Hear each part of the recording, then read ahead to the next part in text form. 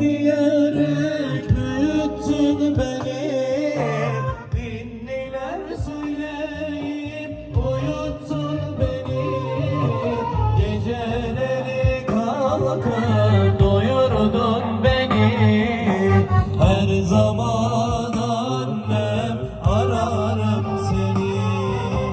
Geceleri kalkıp doyurdun beni. Her zaman annem ararım seni.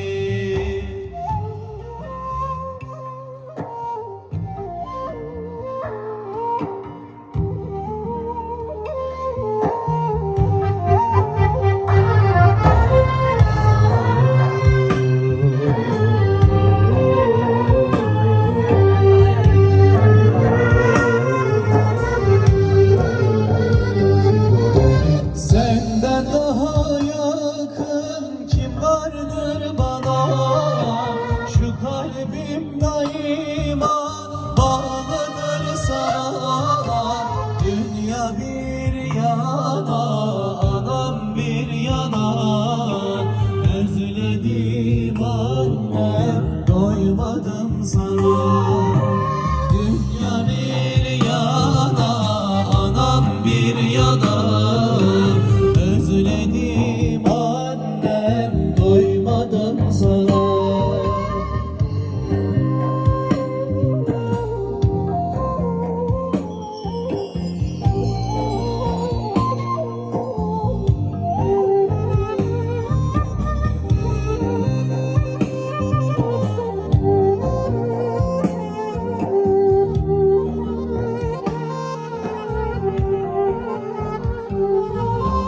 Annelerin hakkı çoktur ödenmez.